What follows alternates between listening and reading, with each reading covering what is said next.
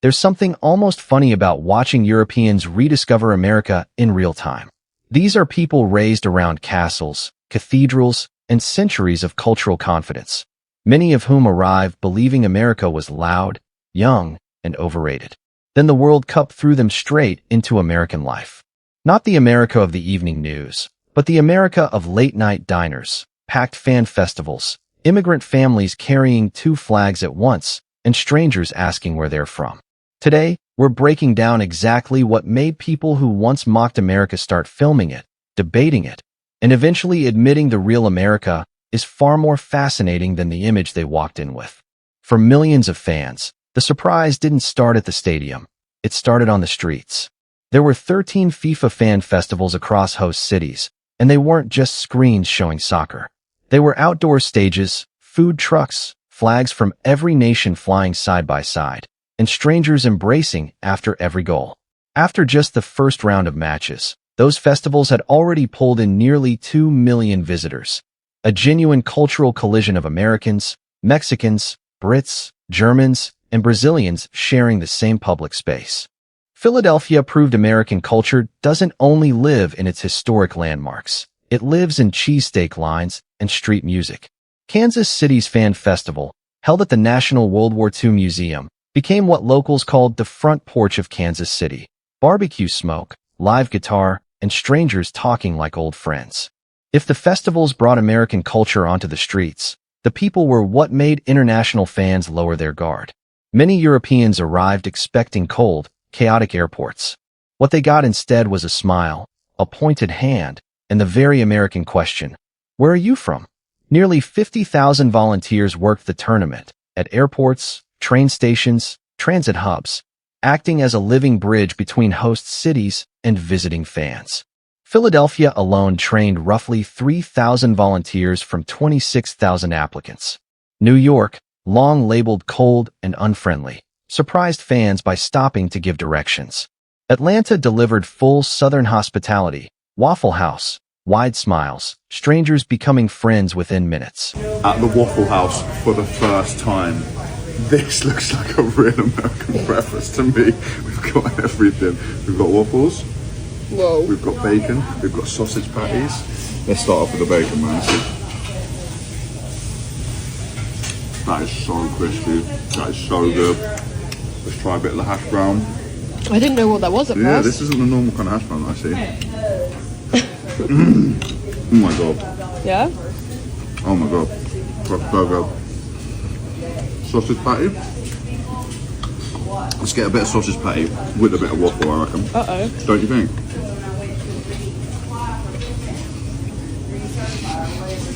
Good? That combination is Yeah? so good. I reckon the bacon would be good with it as well.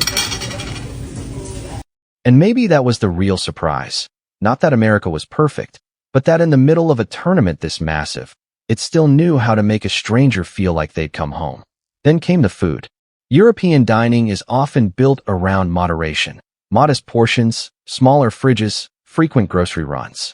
America threw that philosophy onto a giant barbecue.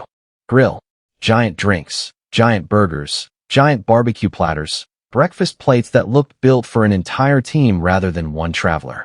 If you couldn't finish it, the restaurant just boxed it up, a complimentary second meal.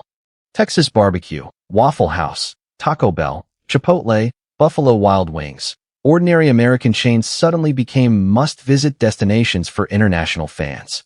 One German fan's Buffalo Wild Wings video from World Cup opening day alone pulled in 2.7 million views, simply for being unmistakably American. What? I ask a medium size. That's medium. Ma che medium?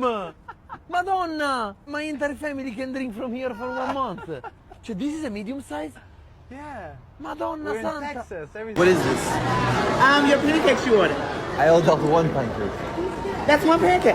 Okay, well, we clearly didn't know the sizes of pizza because we ordered 7 of them. But the detail that spread fastest wasn't the size of anything. It was free refills. Buy one drink, and it keeps coming. One Japanese visitor was stunned when a Mexican restaurant brought out complimentary chips and salsa before he'd even ordered. Fast, plentiful, and generous. That's America at the dinner table. If the food showed generosity, the infrastructure showed scale.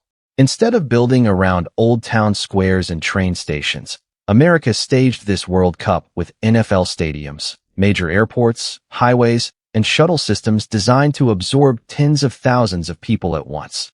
The largest World Cup in history, 48 teams, 104 matches, 16 host cities, 11 of them in the U.S.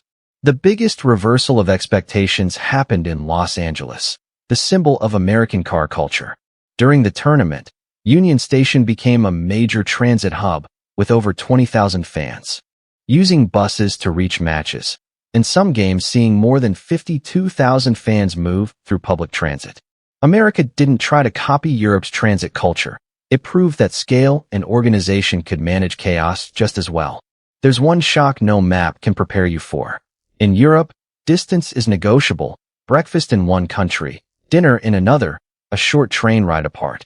In America, changing cities can mean changing time zones, climates, and entire cultural atmospheres. There's a fact that I use to verify the size of America to people who don't believe how big it actually is, who've never been there. And it's this fact right here.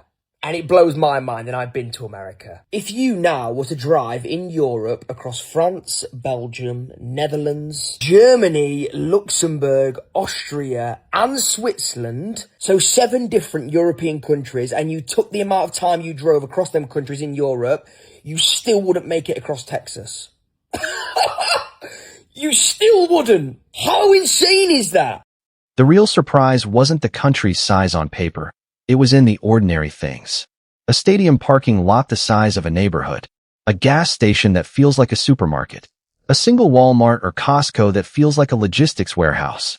Fans weren't just watching soccer. They were traveling through several completely different Americas under one flag. New York's finance, Miami's Latin rhythm, Texas's vastness, Atlanta's modern South.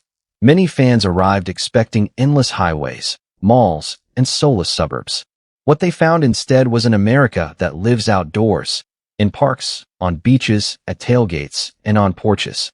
Seattle's mountains and ferries. LA's beaches and canyons. Miami's Everglades. Atlanta's Beltline trails. Guys, we're here at our first ever tailgate. Tailgating? You know what I thought tailgating was like a convoy of cars. That's what I thought. Yeah, but here we are. You basically get drunk in a car park. Loving life, mate. Its nature used practically, not framed behind glass. A cooler opened in the park, a backyard grill, folding chairs outside a stadium. America turned out to be big not just in size, but in breathing room. And that alone started cracking the stereotype of a soulless, concrete country. Finally, technology. Many Europeans expected an overwhelming reliance on apps and smartphones to feel cold and confusing.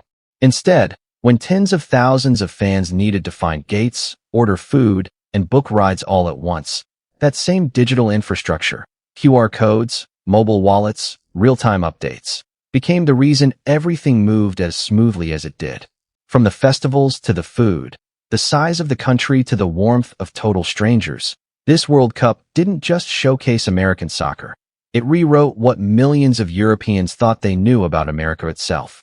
Not perfect, not what they expected, something far more interesting. So here's the question. What do you think would surprise you most about America? The size, the food, or the people? Let us know in the comments. And if you enjoyed this breakdown, subscribe for more.